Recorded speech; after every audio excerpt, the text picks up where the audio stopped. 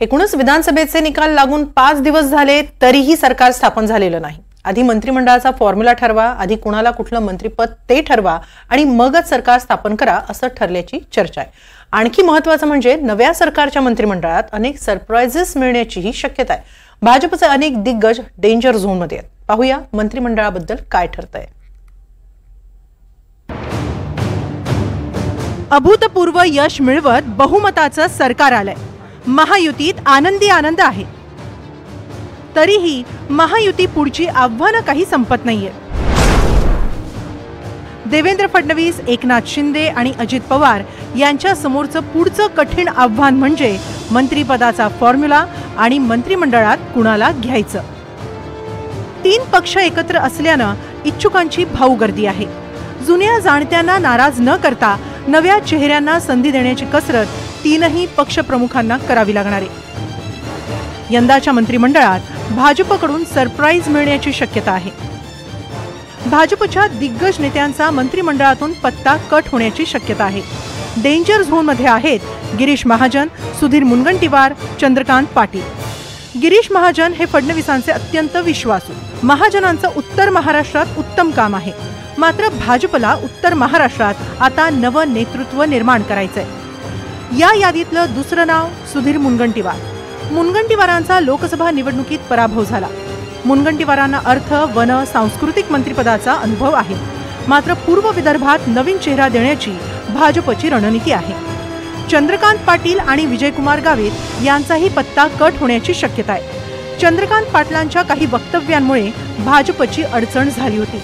यंदाच्या निवडणुकीत चंद्रकांत पाटील कोथरूड पुरतेच सक्रिय असल्याचं दिसलं, तर विजयकुमार गावितांची मुलगी हिना गावित यांचा लोकसभा निवडणुकीत पराभव झाला आणि हिना गावितांनी विधानसभा निवडणुकीत बंडखोरी केली।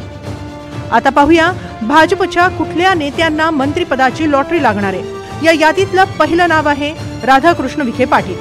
अमित शहा यांचे निकटवर्तीय अशी विखे पाटलांची ओळख आहे। नगरमध्ये बाळासाहेब थोरातांसारख्या दिग्गज नेत्याचा पराभव झाला, यात विखेंचा मोठा वाटा आहे। विखे पाटलांना महसूल किंवा अन्य महत्त्वाचं खातं मिळण्याची शक्यता आहे। दुसरं मोठं नाव म्हणजे आशिष शेलार। आशिष शेलार मुंबई भाजपचे अध्यक्ष आहेत। अमित शहांचा शेलारांवर विश्वास आहे। मुंबई महापालिका निवडणूक तोंडावर असताना शेलारांना कॅबिनेट मंत्रिपद दिलं जाऊ शकतं। रवींद्र चव्हाणांचा कोकण आणि ठाणे जिल्ह्यात लोकसभा विधानसभेत जवळपास 100% स्ट्राईक रेट आहे। त्याचं बक्षीस रवींद्र चव्हाणांना मिळणार आहे। तर पंकजा मुंडेंचं बऱ्याच काळानंतर विधान परिषदेत पुनर्वसन झालंय। विधानसभा निवडणुकीसाठी पंकजांनी मराठवाड्यात सर्वाधिक सभा घेतल्या।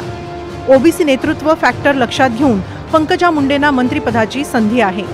मंगल प्रभात लोढा आणि अतुल भातखळकर यांनाही मुंबईतून कॅबिनेट मंत्रिपद मिळण्याची शक्यता आहे। अतुल सावेंचा संभाजीनगरमधला विजय महत्त्वाचा आहे। आगामी महापालिका निवडणुका लक्षात घेता माळी समाजाच्या सावेंची मंत्रिपदी वर्णी लागण्याची शक्यता आहे। संजय कुटेंची पश्चिम विदर्भातून सलग 5वी टर्म आहे। अभ्यासू ओबीसी चेहरा आणि फडणवीसांच्या विश्वासातल्या कुटेंना मंत्रिपदाची संधी आहे। तर पुणे शहरातून पर्वती मतदारसंघातून विजयी झालेल्या माधुरी मिसाळ यांनाही महिलांचं प्रतिनिधित्व म्हणून मंत्रिमंडळात संधी मिळण्याचा अंदाज आहे। याआधी कॅबिनेट मंत्री राहिलेल्या जयकुमार रावलांचीही मंत्रिमंडळात वर्णी लागेल। यांच्याशिवाय हिंदुत्वावर आक्रमक भूमिका मांडणारे नितेश राणे, भाजपचे एकमेव विजयी धनगर आमदार गोपीचंद पडळकर, चंद्रपुरातला नवा चेहरा बंटी भांगडिया यांची राज्यमंत्रीपदी वर्णी लागण्याची शक्यता आहे। शिवेंद्रराजे भोसले, राहुल कुल, गणेश नाईक यांच्या नावांचीही चर्चा आहे। महायुतीला मिळालेलं घवघवीत यश आकडे हे बोलके आहेत। समोर विरोधकांकडे ताकदच नाही अशी परिस्थिती आहे। याची अचूक संधी भाजप पक्षश्रेष्ठी घेऊ पाहत आहेत। यामुळेच नवीन चेहरे तयार करणं आणि राजकारण पुढचं अधिक वेगानं वाढवणं असा अजेंडा दिसून येतोय। तिकडे शिवसेनेच्या इच्छुकांनीही मंत्रिपदासाठी लॉबिंग सुरू केलंय। गेल्या 2 दिवसांत शिवसेनेच्या मंत्र्यांच्या सागरवरच्या फेऱ्या वाढल्या आहेत। एकनाथ शिंदे उपमुख्यमंत्री होण्याची शक्यता आहे। उद्योग मंत्री म्हणून चांगली कामगिरी करणाऱ्या उदय सामंतांना पुन्हा संधी मिळेल। शंभूराज देसाई, गुलाबराव पाटील, दादा भुसे, दीपक केसरकर यांनाही पुन्हा संधी मिळेल। तर यंदाच्या मंत्रिमंडळात संजय शिरसाट, प्रकाश सुर्वे, राजेश क्षीरसागर, आशिष जयस्वाल आणि मंत्रीपदासाठी कधीपासून कोट शिवून तयार असलेले गोगावले या नव्या चेहऱ्यांना संधी मिळण्याची शक्यता आहे. मंत्रिमंडळाची घडी बसवताना सगळ्यात जास्त कसरत करावी लागणार आहे ती अजित पवारांना, कारण अजित पवार गटाला गेल्या वेळेपेक्षा यंदा कमी मंत्रिपदं मिळण्याची शक्यता आहे. अजित पवार उपमुख्यमंत्री होतील आणि अर्थ खातं त्यांच्याकडे कायम राहील, तसेच संकेत स्वतः अजित पवारांनीच दिले होते.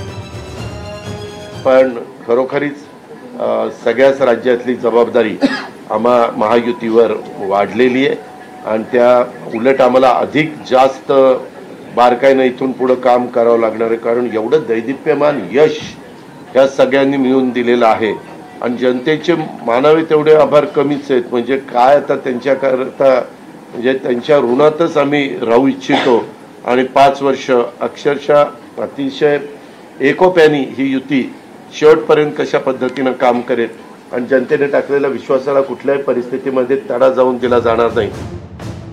छगन भुजबळ पक्षातले ज्येष्ठ नेते, त्याचबरोबर ओबीसी नेतृत्व, त्यामुळे भुजबळ मंत्रिमंडळात कायम राहतील.